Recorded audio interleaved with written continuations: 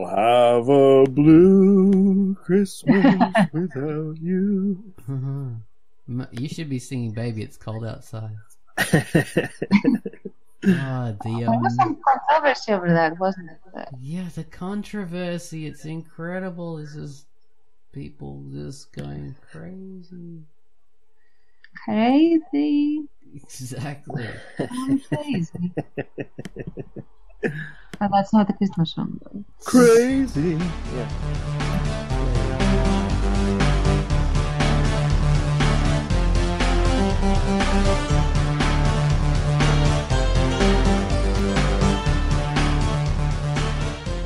Hello and welcome to the QUACKCAST. This is the Drunk Duck QUACKCAST and we're on QUACKCAST number 406.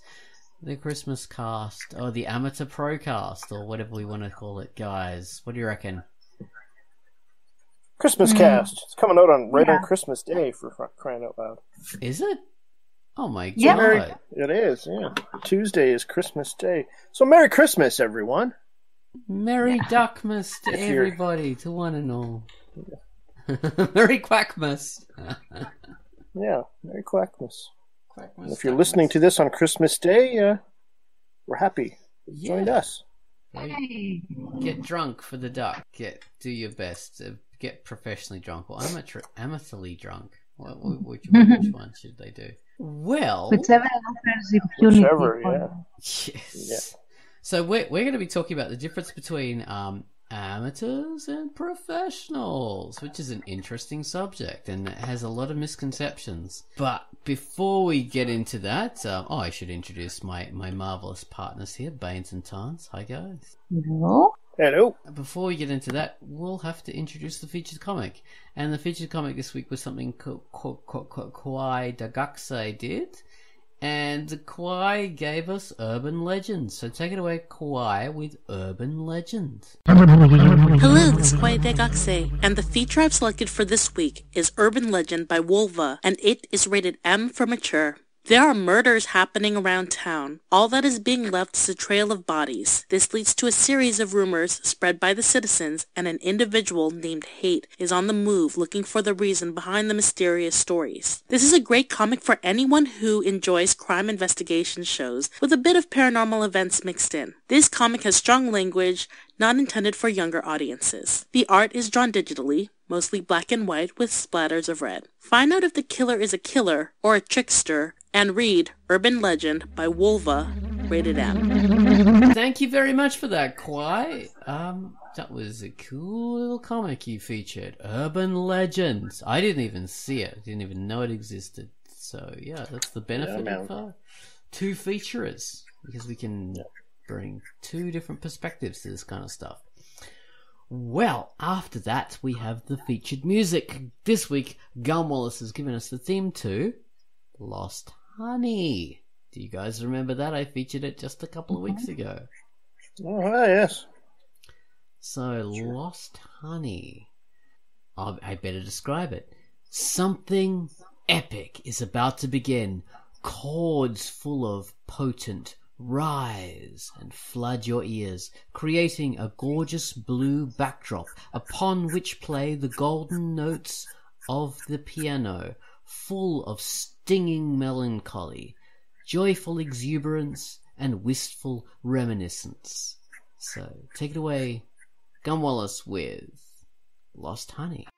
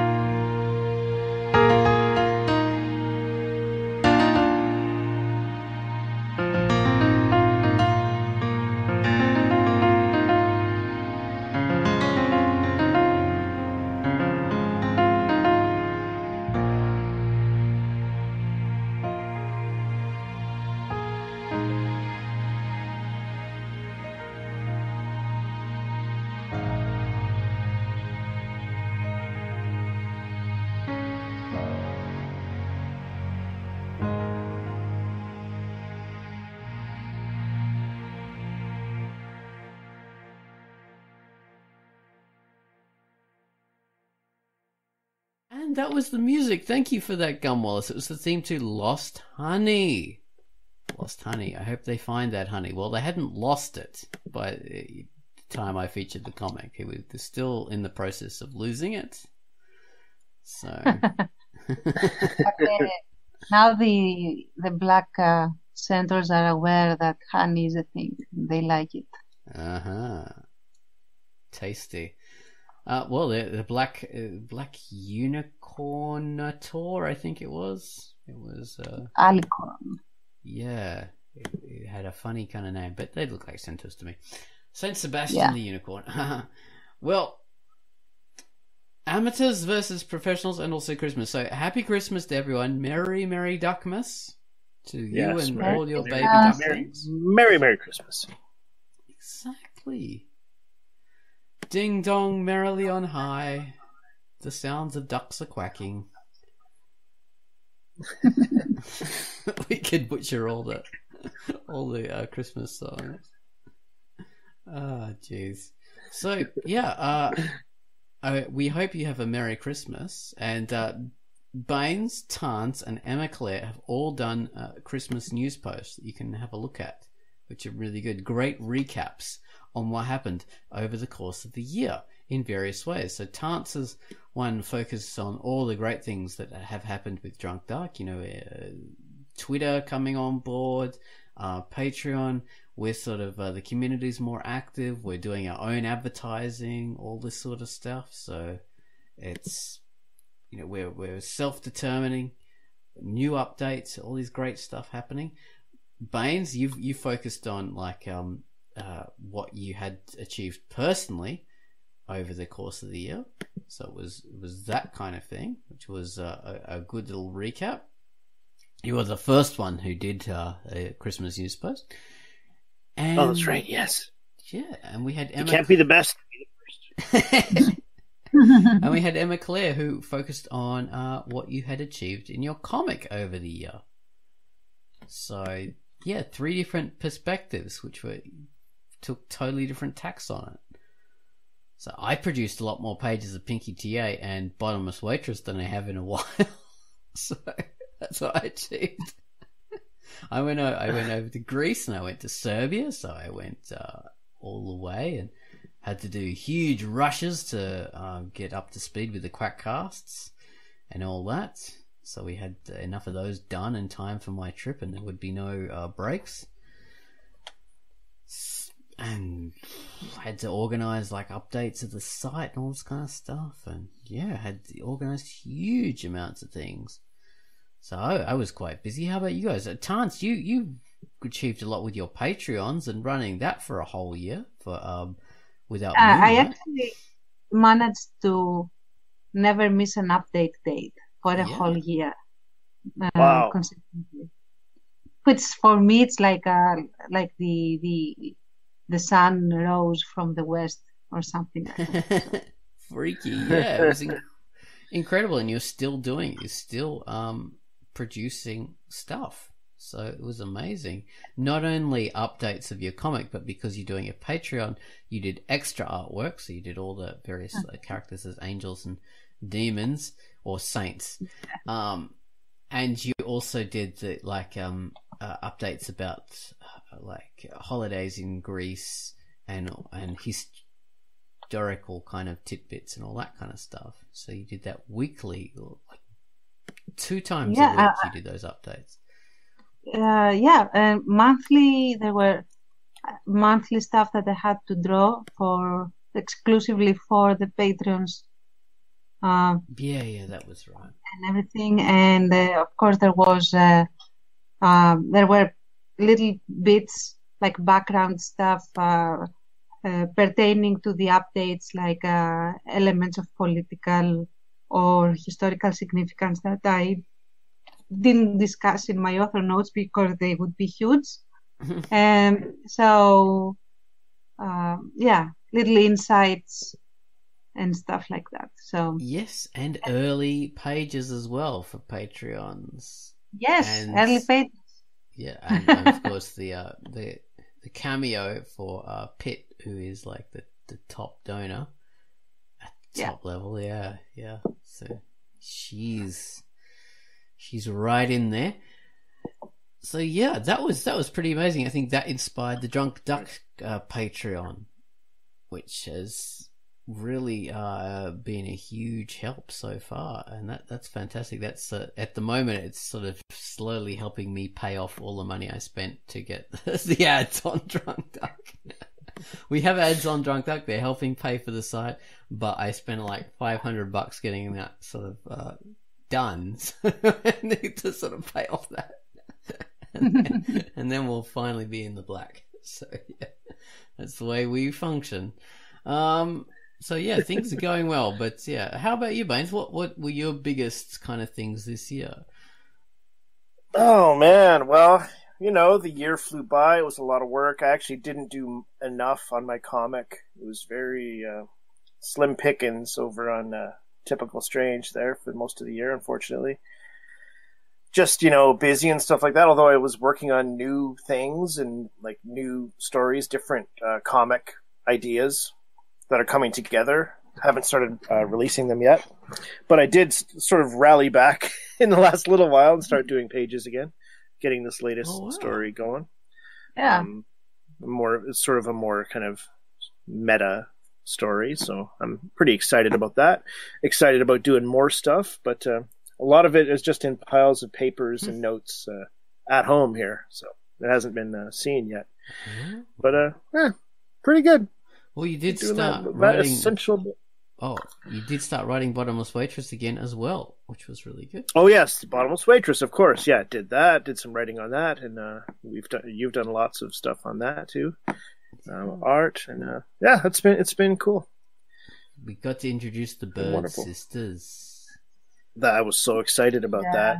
Yeah, these creepy, but lovely locals. Yeah. The Hillbilly Girls. I would be producing more pages of that, but I wanted to get a bloody page of Pinky TA in before the year ended, which was perhaps a mistake because it always takes so long because I just spend ages and ages. But on that subject, professional versus amateur. That's a good segue.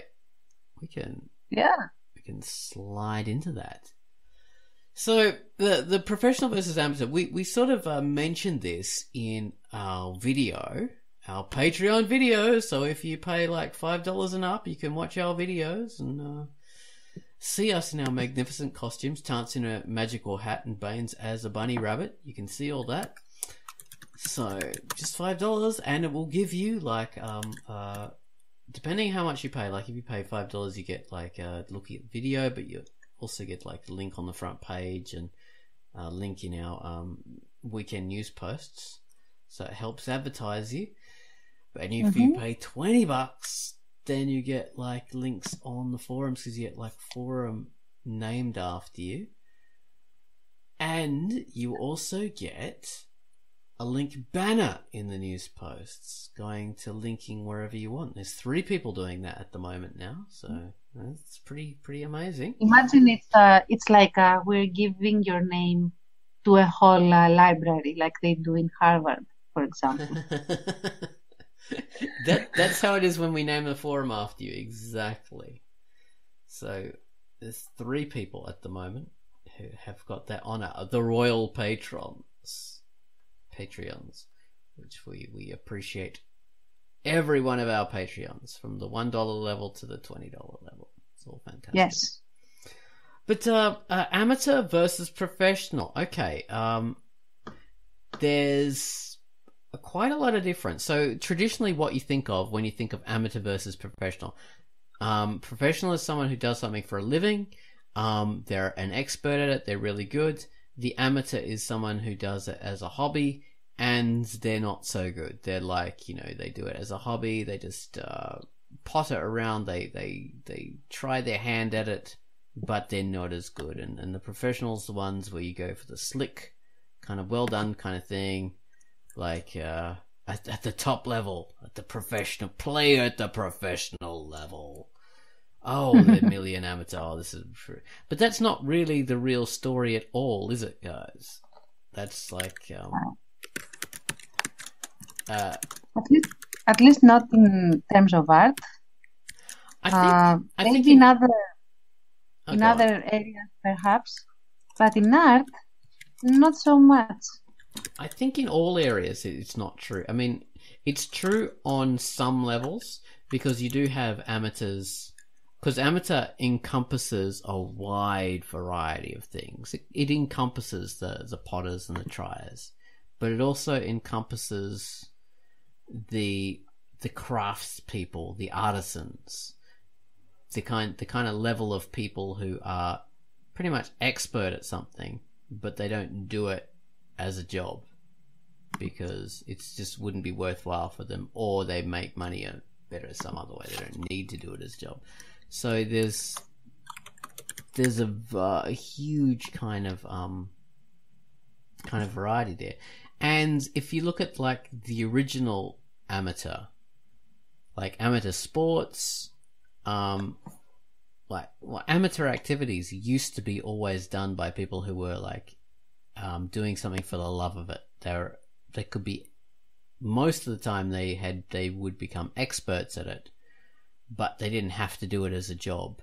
So they didn't have to make all the compromises that a professional did. You know, used to be a lot of, so we're sort of thinking like maybe in the 19th century, in the old days before, everything became a job like it is now. You had people who were like landed gentry or whatever. So you had amateur painters, and they could become expert, fantastic painters. They didn't have to do it as a job, whereas your professional painters would be at another level. Maybe the professionals will be at a lower level than the amateurs would be. The amateurs would be at a higher level. That was the same in sports.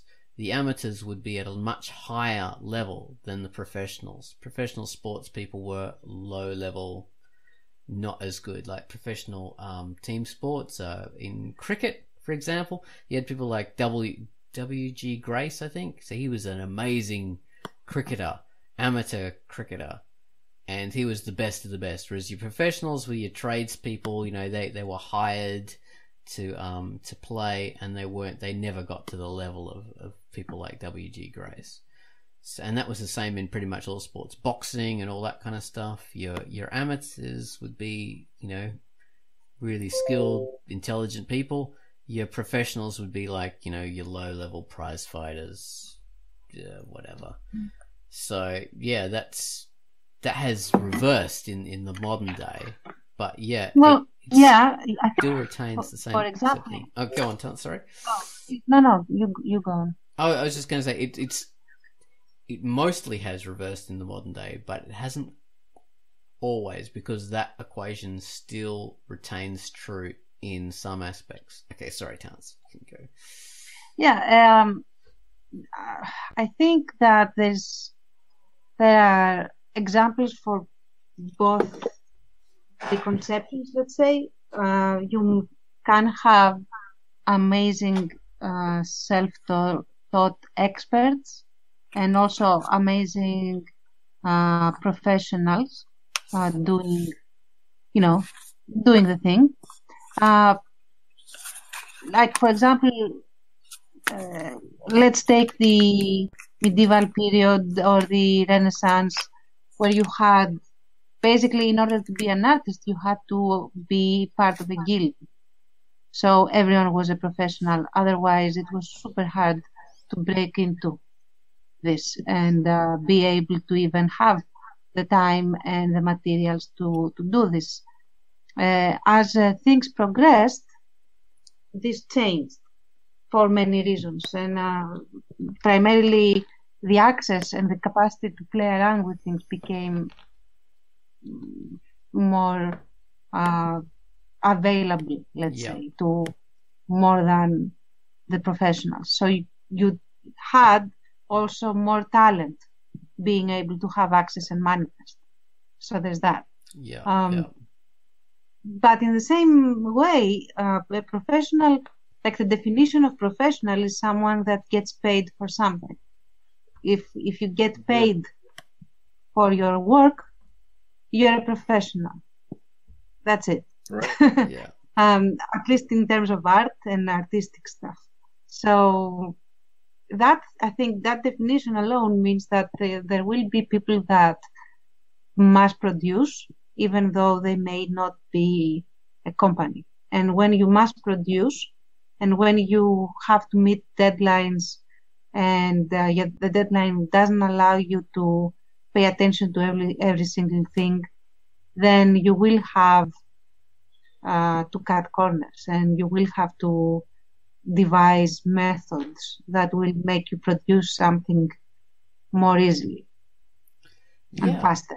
There are different, like we said in the video, there are very different pressures on amateurs versus professionals. So we're talking about, like, say, in the context of webcomic artists versus print professional artists, or even professional webcomic artists.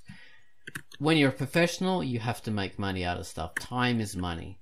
So you can't afford to just indulge yourself in crazy stories, crazy writing.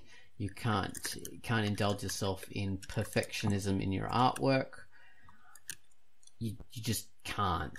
Things have to sort of have a return on the time that you spend on them.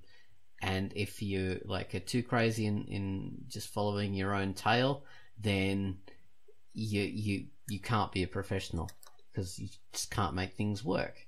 Whereas the amateur has a lot more freedom, not only to pursue things they enjoy and perhaps their readership enjoys. Maybe they can try and be professional. They can try and be not professional. They can try and be perfectionist, or turn every page into a painting. They can pursue interesting storylines that would never be economically viable for a professional to do.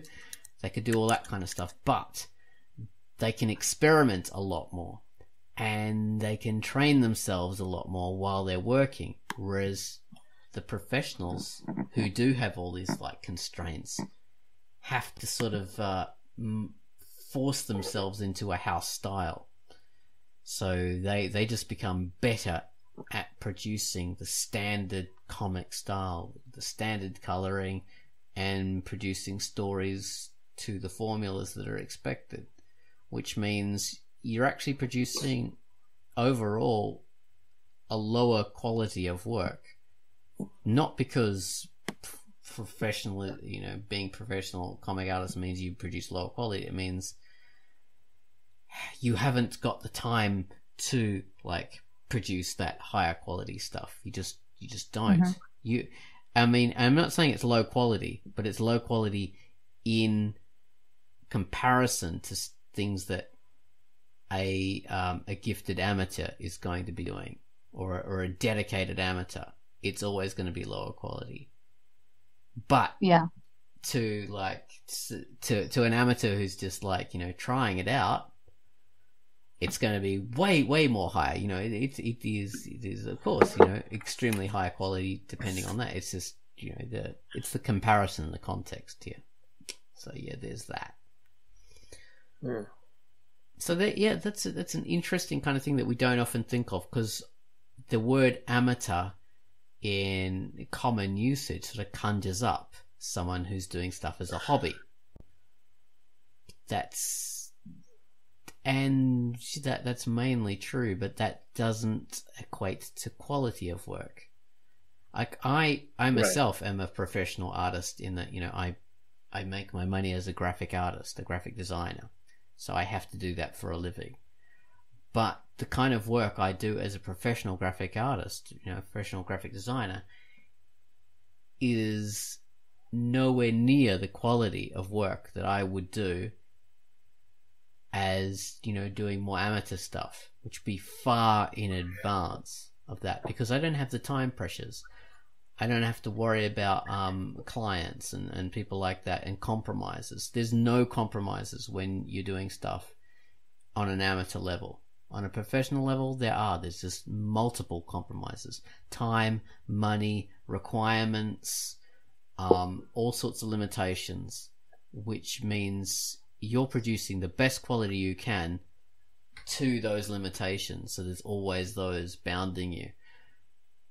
as when you're doing it more as an amateur and without those pressures, you've got far more freedom and you can produce far higher quality of work if that's what you want to do. So that's an interesting way of looking at it, I think. Yeah, and I was thinking while you were talking, how I have heard that the rates that, for example, comic artists are being paid now to produce pages are very low if you parse them, per work hour. So if you want to up the rate of your work hour, get paid more per hour, you have to produce more per hour, which means you have to be speedier, cut corners, and generally find ways to make more pages because you are getting paid by the page or, by volume or whatever. They're really sweatshop level deals. So it's also, I think, a bit hypocritical to expect, Da Vinci level art on those rates, because Da Vinci was being paid by royals. And he got royal payments. Regardless of when he got them, he did get them anyway. So yes, very true. So there's those kind of differences, and it's not to say like professional comic art is bad, but there are some shortcuts you notice that these guys have to do, these guys and girls, they have to have, which do they're shortcuts that I don't like when I see them in work. So we're talking about tracing from photos. We have people will take photos of models, or they'll use poser figures, which are 3D models, and they'll trace over those, so that there'll be shortcuts to use. They'll just recreate a whole photo of a scene. Maybe they'll use photo backgrounds. I've seen that heaps of times with filters, just to make it look more painterly. Yeah. So there's those kind of things. Tracing over previous comic artwork. So, certain poses and scenes sort of fit a scene that they want to do, so they just trace on if it's someone else's work or their earlier work to produce a scene. That kind of stuff. And professional colorers, they have their house styles and particular way of working, which is a couple of gradients and various things like that. It can look really good, but it can look really same and plasticky once you've seen it for a lot. I mean, it's kind of like another question though is, you may have touched on this, but it's like if it gets the job done. And I'm not talking about bad ethics, like stealing someone's art or whatever. Obviously, that's when you're tracing someone else's art and passing it off as your own. There's another question that comes to mind there, obviously. But if you're cutting corners in other ways, if it gets the job done, if it tells the story and it's doing its job and pleasing the reader, isn't that possibly the way more important? Well, that's what we're saying. As a professional, you have to do that. So I'm not being critical of it. I mean, I don't, as an artist myself, as someone who has read thousands of webcomics, as I have done over the years as I featured them, you become a bit more of a connoisseur of this kind of stuff. And when you see those kind of shortcuts, that detracts from it for me. But as a professional, you have to do it, and it does get the job done, which is why they do it. Because readers appreciate it. They have to produce work to a certain quality, so people expect to see color artwork these days to sell comics. So they produce color artwork, and if it's the same kind of gradient kind of effect, whatever, it looks good enough and it does the job, if they have to trace over photos to produce kind of stuff, it looks, impressive enough, and it's really only going to strike a bad note with people like me who have an eye for that. Well, have an eye for that, have a higher set of requirements. So, yeah, there's that kind of thing. So it's not... But if you're reading a horror bad. comic or you're reading a comedy comic, isn't what matters that it is funny or it is scary? I was going to say respectively, but I think I mixed up the order there. But you know what I'm saying. Yeah. Yeah. Well, I think that... Oh, go on, Tance. No, you go on. I was going to say, well, comics are a whole package. So you're looking at the art, you're looking at the coloring, you're looking at the writing, the humor, the action, everything is in there, and different notes of those kind of things will strike the audience in different ways. And that's not just for me.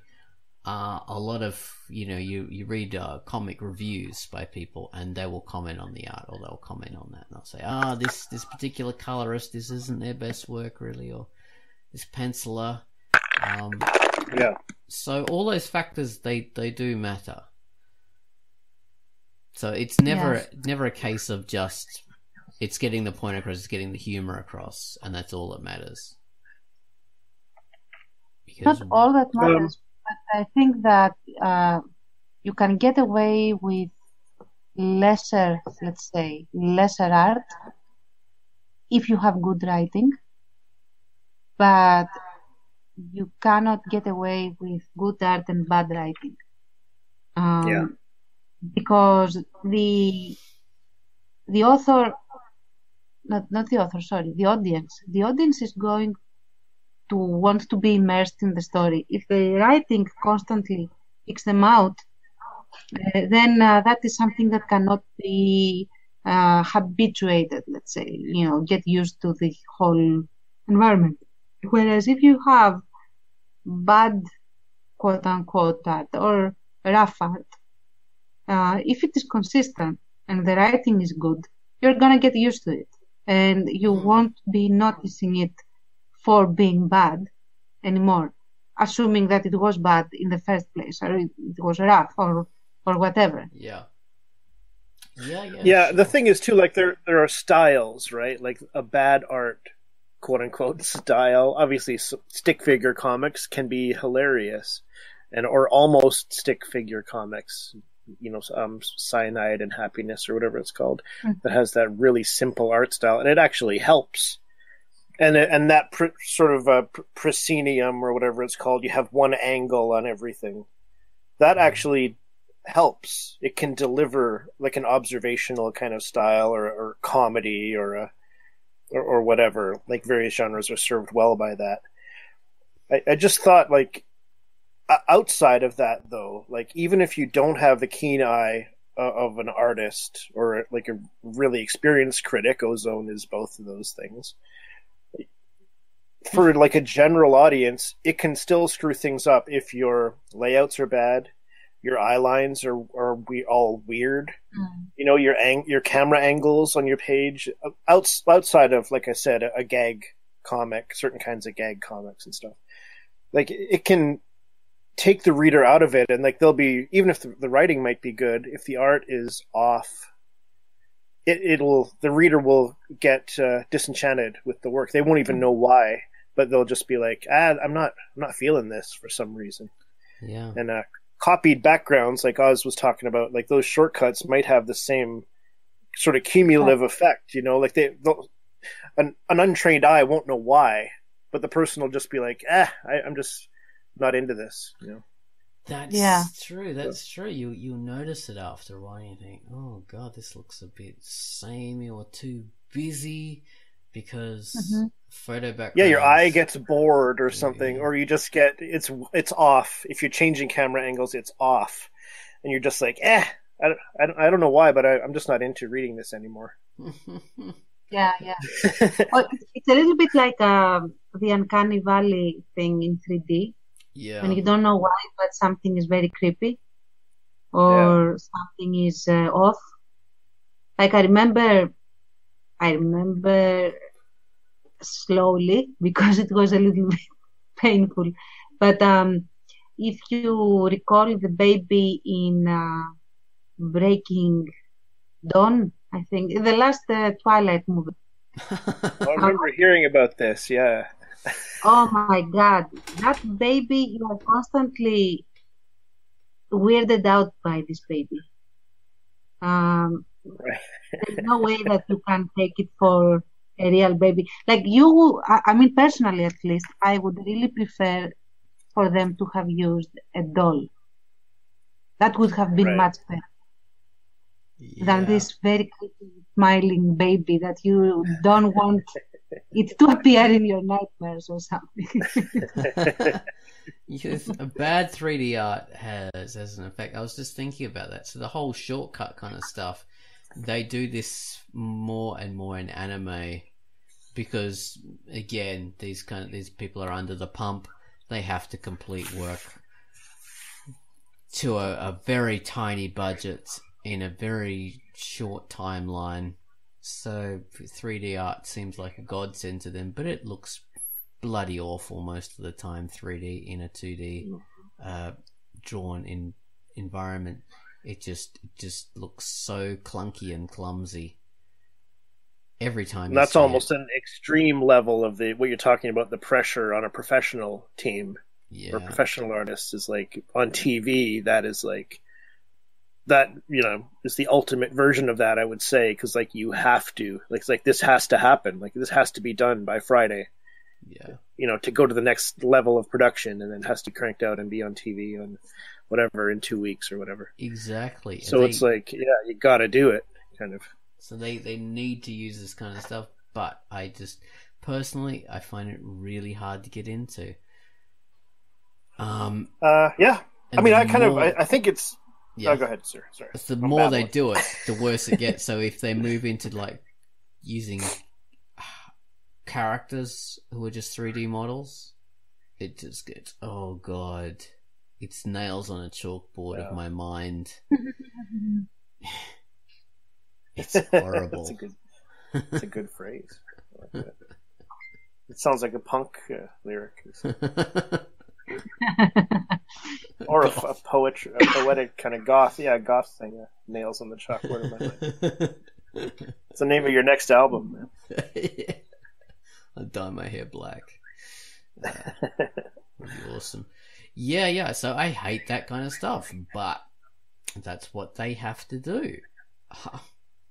But say if you were doing it as an amateur project, which there are a lot of amateur. I think they call them doshinji, and then you can have doshinji animation as well as comic books, and they can put unlimited resources into it basically. And a lot of the time it is a more amateur level in that maybe the voice acting is not so great, or they haven't mastered certain techniques like a professional is forced to do. But then again, they can do some amazing things because they don't have the time pressures. They don't have to fill everything with the 3D animated models. They can just go to town, draw beautiful ripples on water and all this kind of stuff. Right. That's true. I mean, at a certain point, is the quality... This is maybe off subject a little bit, but just to put the question out. Raising the quality at a certain point, is it irrelevant or even detrimental? Say, specifically in the world of comics or maybe anime, maybe cartoons, but definitely comics. Is it actually, if it's too much quality, if you will, I don't know if that's the right way to phrase it, but is it actually... I would say it's definitely irrelevant at a certain point. But does it actually take away? Well, it's irrelevant to telling a story, but it's relevant to people that enjoy the aspect of, say, looking at, enjoying something from a more visual perspective. And, it's not just like quality in drawing, it's quality in writing. So if you read a story that is incredibly well written, like someone hasn't just written it, they've gone back over it, and they've gone back over it again and they've honed it, that pays off, because that creates an amazing story that is well above the level of something that's more formulaic. So it does work. It is detrimental if you're talking about producing something that people are going to read, and it's going to be nice and cogent, because there's going to be like regular updates every 2 days or something like that, and you're going to keep along with the story, and you're going to build an audience. So increasing the quality too much, which means updates get pushed back to once a month or once every 6 months, is detrimental, because you're not going to have the same audience following anymore. So yeah, that is definitely true. So there are downsides to it. If you want to produce something like that professionally for extremely high quality, that means you're going to have to pay people a lot more if you want it done on time and done quickly. So you can have stuff that's done to a high level, but it's going to be incredibly expensive. So there's that as a problem. And can something be overwritten? I don't know exactly what that would look like necessarily, or drawn so well that it's a distraction from what the material is. I think that can happen when if it stands out so much that it stops the reader. It pushes away the reader from the immersion that they already had achieved. Like if you are used, for example, to a B level quality, and suddenly an A++ level quality jumps out at you at the splash page, and when you are back to the B level, then it's like someone slapped you with excellence, and then you continue. Slapped you with excellence. That's another good. Wow. They gave you a taste of the ambrosia, and then back to crappy beer again. Exactly. Yeah, well, there's certain things like you wouldn't want like asterisks, like that's like a universal example, to be done as Leonardo da Vinci level paintings, Michelangelo. Right. Would just wouldn't work. It's great as it is. Yeah. I mean, the other thing I thought is, like a gradient on every muscle contour and a lens flare on every belt buckle. But I mean, I realize like that doesn't necessarily mean quality. Like when we say quality, we're not talking about that. That's like just overkill. And it's actually lesser quality, possibly. Yeah, but I know what you mean. Like, you're overdoing stuff to no end. Like to no, there's no point. It's not helping anything, and it's kind of takes focus off of a picture or of a story. I don't think it's ever to no end. I think it contextually it doesn't fit. I think that you can overdo stuff. You can do stuff to an extreme quality, and that then becomes the focus. So then you'll look at that comic as like an incredible work of art, like Lost Honey, for example. This is a great example. So this is a comic I featured like the other day. It's all done like with watercolors. You look at the pages and think, oh my god, every single curve in this page, all these curves, they're all painted separately, like with separations between this to show all the ripples and the swirls and all this kind of stuff. It's incredible. Yeah, this work beautiful. is amazing. Yeah. And you don't really care that it's a very simple story just told through like a couple of panels, because you're just drinking in that artwork. So that becomes the focus. So I don't know if that can ever be like, it's to no end. But contextually, then you can run into a problem. So, like, if you're doing like a very simplistic humor comic, incredibly well done artwork is that there's going to be no point to that, because you're there for the silly joke. You're not there for that. That's like it doesn't fit anymore. You think, I've seen Archie comics with Yeah, go ahead. No, you go ahead. I've seen like Archie stories and comics and artwork. That's the level of detail. I mean, you might say this is crap anyway, and you might have a point, but just as an example, like they add cell shading. They make a slightly more realistic look, and certain artists can pull it off. They redid that whole Archie franchise initially and the artist Fiona Staples started it just for a couple issues. And it was great. She sold the comedy, she sold the characters. It was more realistic, but not so realistic that it was like alienating. Mm. But I've seen then other artists don't pull it off, Yeah. And I've seen that specifically, that series done in a more realistic style, and it just doesn't work. You don't want to look at those characters that way. It detracts from the I don't know, from the comedy, maybe from the not just the wackiness, but just the maybe the archetypalness of the characters or something. Like it detracts from it, Yeah. It can be a very, very poor fit if it's handled the wrong way. And having more nuance in the writing might do the same thing potentially. It might ruin it.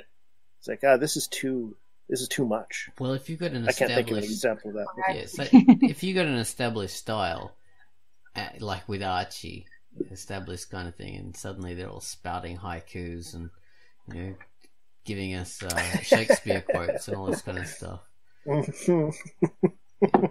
Then it's going to be jarring. So spouting haikus, that might be all right. Just kidding. Actually, yeah, I could see a haiku making it into Archie. Sure. Iambic pentameter, why not? Most people wouldn't notice. Yeah, well, it could be jarring to sort of break from an established style, but that's a slightly different thing. Yeah, that's true. I don't know if writing... I mean, writing can be overdone if, say, you're looking at something that's being created from scratch, so you're not looking at something that's like an established style that's suddenly changing tracks and going into this. Say something is just, this is your first read-through of this new work, but it's overdone in that they've tried too hard. In that, like they want to make a point like Avatar does, the terrible James Cameron movie where we're trying to make a point about the natives and their land being destroyed and taken over by the corporate interests. If someone has tried too hard, I mean that's not an example of good writing. That's an example of bad writing. But maybe because someone has tried to overthink and they've just thought inside out and messed it up. Yeah, so that could be a thing. I think a good rule of thumb in all of these things is that if the audience stops to think about your art or your writing midway, not before starting, to commit, or after they have read, but during, then something is wrong, because while they are reading it, they shouldn't notice the art or the writing. They should just, be focused on the story and just want it to move along to see what happens, so on and so forth. So, right. Yeah, they should be drawn into your world as you establish it. Exactly. Yeah, so that's an important thing to do. So, the difference between amateurs and professionals. So, how about you guys? Do you prefer to read amateur works or professional works when it comes to webcomics? It depends, man. Like I said on the picture and video, I've seen stuff in comic stores that I can't believe is published. Yeah. I'm like, this is terrible. I mean, maybe I have to give it more of a chance, but it's just like I can't. The art is just not good enough. And I do agree. I'm just trying to raise the other point when I said that other stuff. Like, right. If it's below a certain level and it's not grabbing you visually at all, that is definitely a detriment as far as getting new readers and drawing them in, because art is a huge part of comics, obviously. Yeah, But yeah, I've seen stuff that is just like, this is, I don't want to read this. Even if I try reading a bit, oftentimes it's like, this is just bad. yeah. I don't, this is, I can't believe it, you know? And on the other hand, I've looked at webcomics and gone, I can't believe this is just for free on a website. Yeah. Like, this is so compelling, you know, and so good, and the level of art is so high.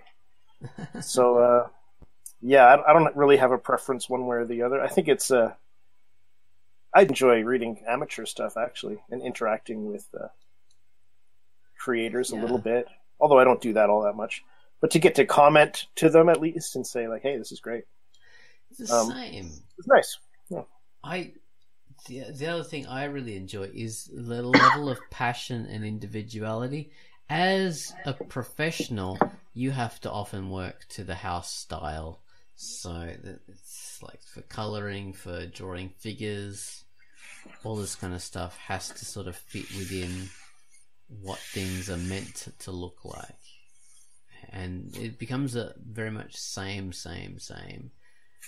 The more amateur people can be far more individual in their style. They have that freedom. So it's not just, they can have the freedom to have unlimited quality. That's just one aspect. You don't have to have that at all as an amateur. But you have more freedom to be individual and experimental. And I really love seeing that in people's works because it makes it stand out and it makes it different. Yes, absolutely. It's so pleasant for the brain. Yeah. Thinking about it as I listen to you guys, I think, at least for me, that I prefer to read the web comics as a rule. Yeah. I always find myself being a little bit skeptical at print comics. Like there's something that sometimes for me is a little off-putting in terms of the print comic. There is something that, especially if we're talking about super mass-produced stuff, not iconic stuff that was made for a specific purpose, and it's like a novel, like a book that someone created and then took to a publisher and so on and so forth. But something that is like, for example, and my apologies to anyone who enjoys it. It's just opinion.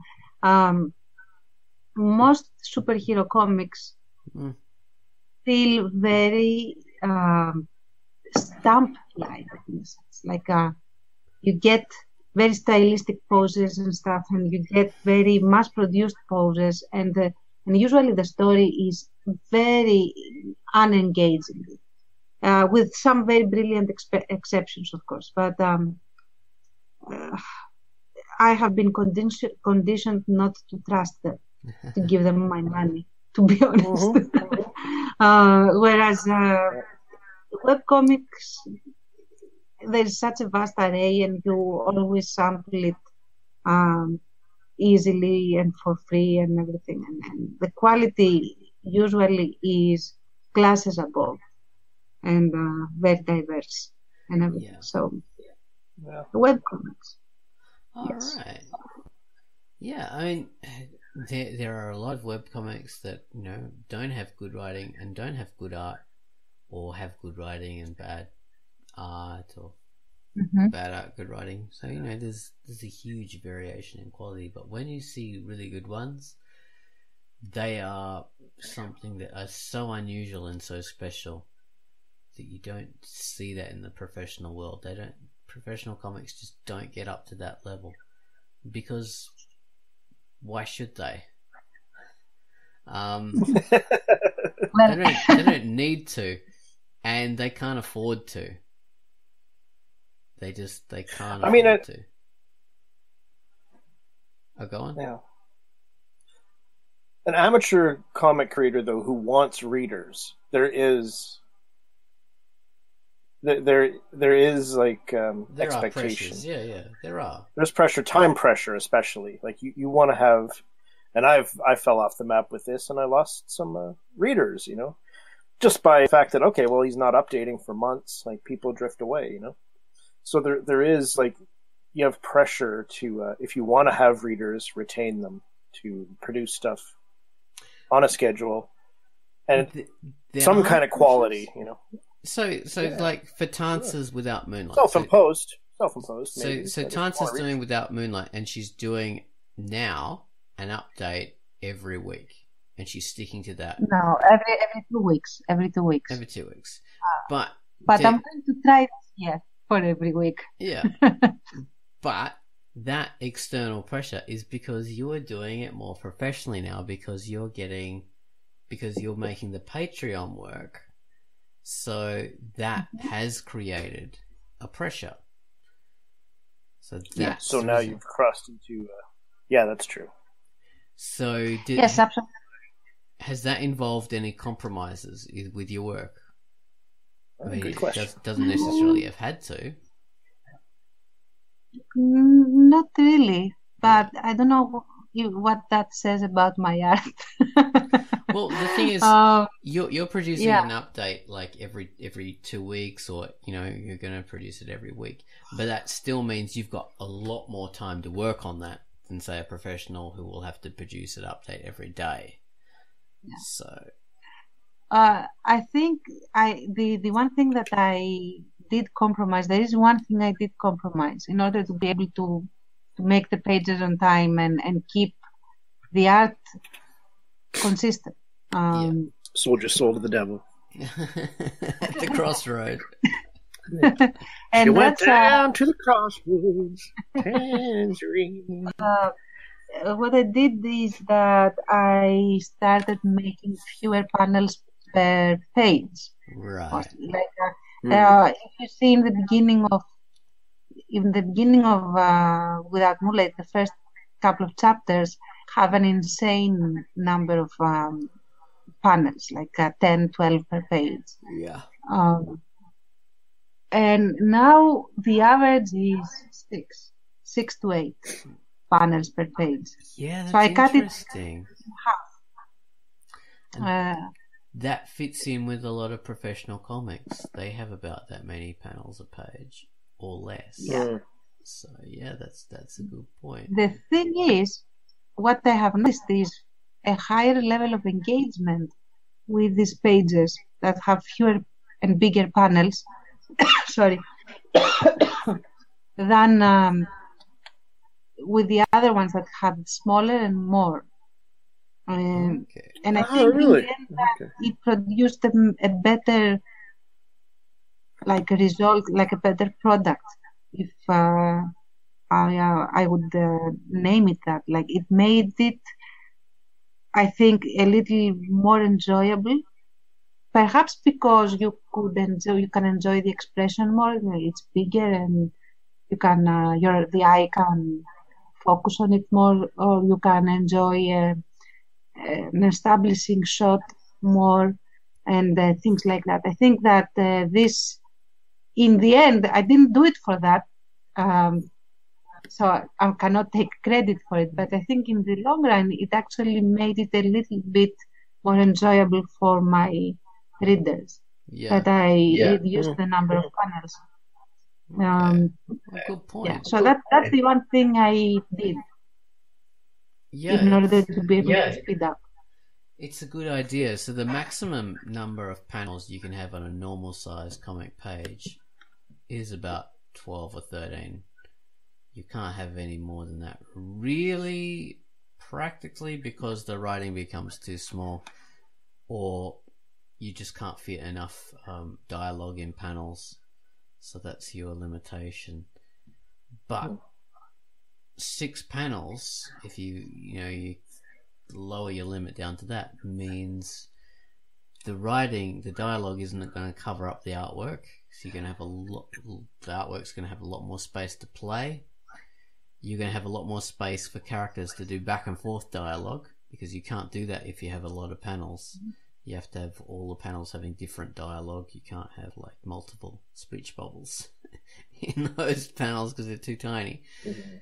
and it covers up the artwork. So you can have that as well as having, the establishing shots and bigger artwork. So yeah, dialogue has a lot more chance to play and have its little home in those kind of when it's got that kind of space. So that's an important thing to think about. Uh-huh. So it allows your characters to be characters, so they can chat. Yeah. And I have to say that in the earlier times, because I felt very self-conscious for updating very, very scarcely, and I could have like an update per month or per couple of months, I was trying to show per page as much story as possible, as an unsaid compromise, let's say. Not a compromise, a compensation. That's the word I'm looking for. Right. To the readers, like, okay, I'm taking ages, but here's like all the story I can fit on. Yes, which means you can sort of overload people a bit much. You can hammer them too much and not give them enough space to be able to immerse themselves. So I think we've all run into that at some stages. We're rushing to get to the next part, and so we I mean, funnily enough, I'll go on.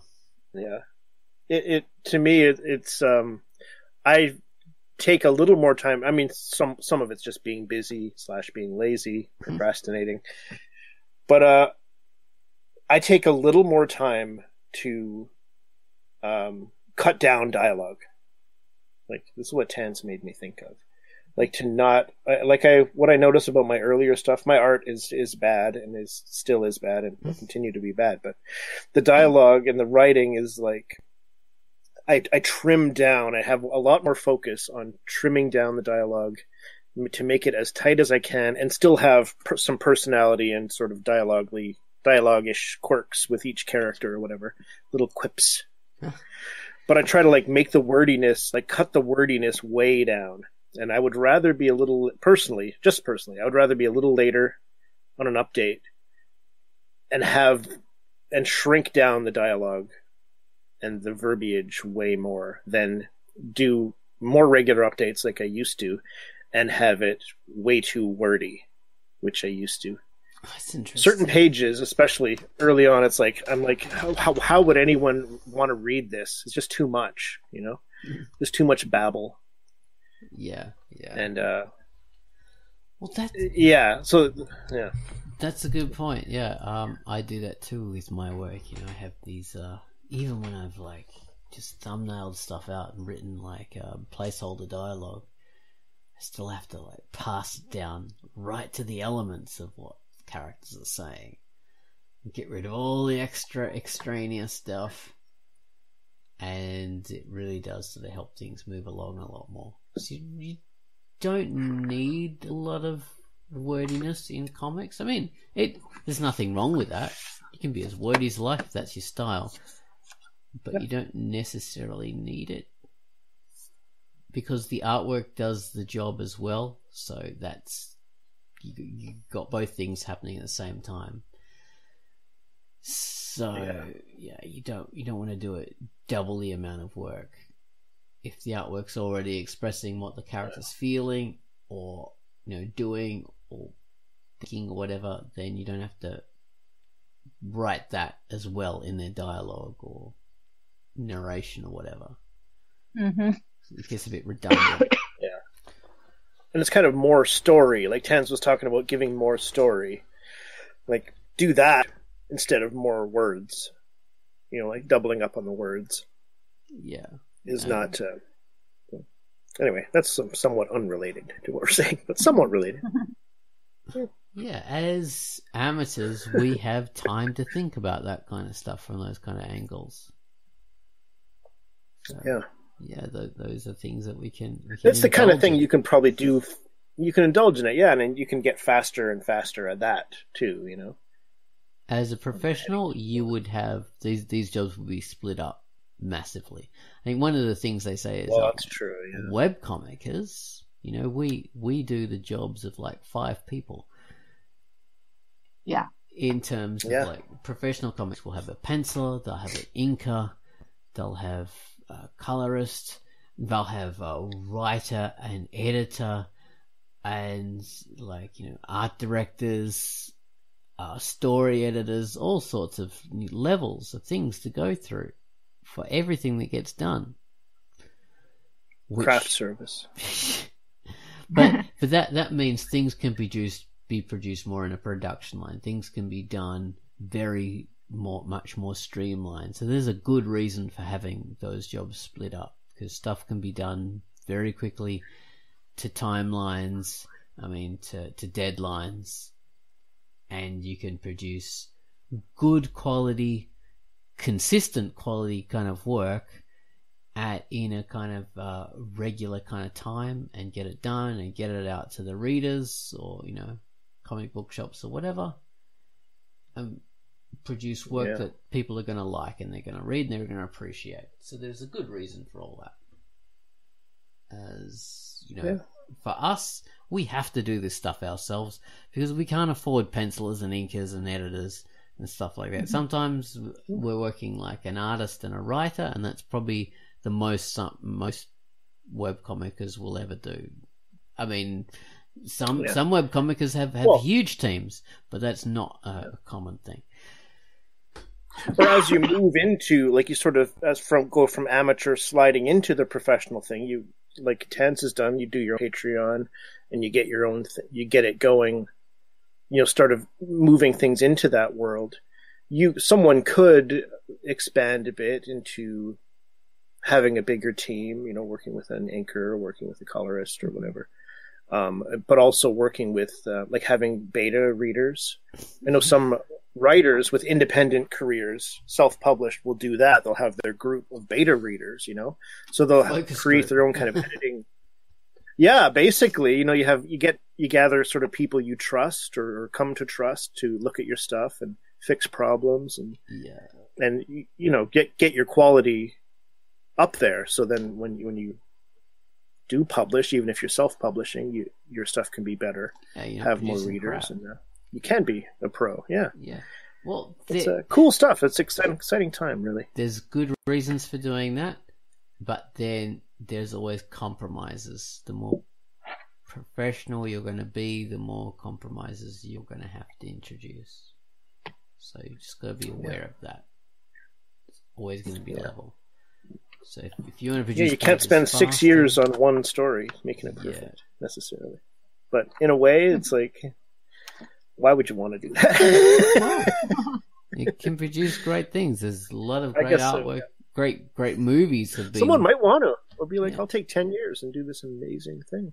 So if you think about in the old days, often a movie, people would be out there for 6 years working on a movie. And this is just not Apocalypse Now. This was a lot of movies. People would be working on them for a long time. Like, it would be a 3-year commitment for a lot of actors. These days, a lot of movies get done like in 6 months. And there's a difference in quality. You know, maybe these movies look really good and they look slick and they've got good effects, but you're not going to remember them in 20 years' time. No one is going to remember Transformers in 20 years' time. It's a piece of crap. It really is. Transformers. And, but you think even with big stuff like Star Wars, you think like, man, what if they had loosened the reins a little bit and said, you know what, let's spend another 6 months on this screenplay. Give these guys a chance, you know, to really like go in and not be married to this release date. And great things could happen, you know? It did. You go back to these old films that took a long time to do, and you know it shows. It shows inequality. They were done well. Yeah. So there are always compromises, which we know. You know, it's the old, what do they call it? It's the tripod. You can have stuff done fast. You can have stuff done well. And you can have stuff done. What's it? Cheap, cheap. Yeah. So you got that kind of tripod, and there's probably even a lot more factors to it than that. But those are good big categories, though. I've got the cheap. My comic. I don't know, as amateurs, I think everything we do would be super expensive. So we're putting in all the, taking out all the stops from all different perspectives. But the biggest thing we sacrifice is time, so we're not going to do it fast. So yeah, that's definitely a thing. Like time after time, it's not good. It can be very, very tricky. And the biggest thing is that, but also we have a saving grace in the sense that our audience is aware of that. And they're prepared to wait, most of them. Yeah. They're introduced to the idea of waiting and they don't mind it. So exactly. It's like the direct communication thing too. Like Tans can be on Patreon and on the Duck and say like, "Hey, I ran into a problem because of this and that. Whether I need to work, like it's a writing thing or an art thing or a hardware thing or whatever it is. Like I need a little time, and people know it. They're like, okay, it's kind of a neat, different. Yeah, you have a back and forth, which you don't have in the professional world. Can't. Well, no, you're putting out a complete package or chapter or something at least. Yeah, it's a whole book or a whole painting or a whole whatever. You can't go to your readers and say, "Look, sorry guys, we're just honing it," and they'll say, "Yeah, sure, you do that," and I'll read these other comics that have actually been produced and finished. So you take as long as you like, and I'll just forget about you. Yeah. That does happen in the professional world. Yeah. a lot, like more and more it seems with comics. I don't buy a lot of comics or whatever, but from what I hear, like things will just take years to finish. It was supposed to be a 6-issue limited series over the course of 6 or 12 months. Like 2-3 years go by before they finish the story. It's like, oh man. Wow. Well, it's nutty. Yeah. Sometimes going back to Archie. The amateurness encroaches in the professional world. Afterlife with Archie, which is an awesome horror comic. I seem like an Archie fanatic when I'm on these QUACKCASTs, when I'm really not.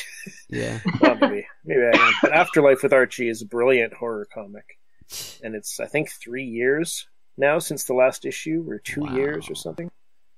And it's just like, come on, man, are you kidding me? Like, are you kidding me? Like, just no word from the dude. I mean, you could, like, that guy went on to create the show Riverdale, and I think he did the Sabrina show. And so his Afterlife comic was so successful that he's now gone on, he's doing TV and stuff like that. So that's part of it.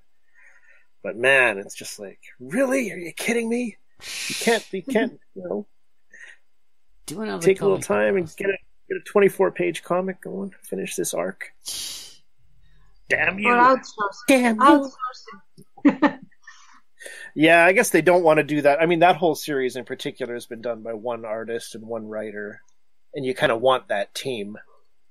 Yeah, I mean, definitely the artist. I think the artist would probably be okay to Interesting. keep a schedule. But so the readers now have amateur expectations in that they expect... In a sense. Yeah. That kind of, they expect the work produced as if it didn't have all those pressures and all that kind of stuff. They want a work of art rather than a work of commerce. That's interesting. Yeah, well, they want both, I guess. Yeah. Well, you don't want you don't want cheap writers or cheap artists to come in and just produce like the McDonald's sequel. No, which is what they used to do. Like I remember back in the day, like they're like X-Men. I was a big X-Men comic fan way back, and they would, they stuck to their monthly schedule, and every so often you'd get an issue. And at the time I was young, it didn't occur to me that people actually have to sit down and draw and write all this stuff and put it together. But it's like an issue would come out with a different artist, and it would be terrible. And you just, you make the whole trek to the comic store, which for me at the time took about an hour and a half to get there, with buses and stuff. And it was just like, what? You get like, this is crap. It's this weird side adventure, and the art is terrible, and like it's a dumb story. And you're like, what the hell is this? But it was on that monthly schedule, man. That's why, it's like every month this comic comes out. Well, every week a QUACKCAST comes out, and I think we've gotten to the end of this one. Dude, wow, that was that was beautiful. Damn.